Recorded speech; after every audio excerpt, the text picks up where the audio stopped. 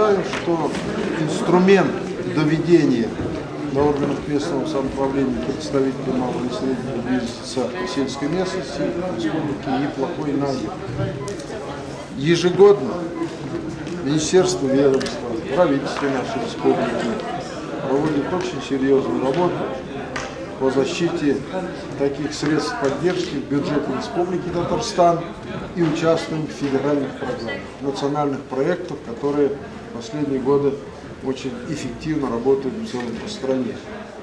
Ну а вот такие встречи, совещания зональные, это хорошая форма, когда приглашены глава района, руководитель исполкома, заместитель по АПК, отвечающий за бизнес на селе, специалисты, главы поселений.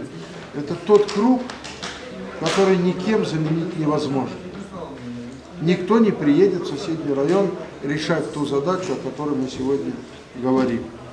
Мы еще раз рассказали, какие есть возможности, предусмотренные республикой, о тех возможностях, которые имеются участвовать в таких программах и проектах на федеральном уровне.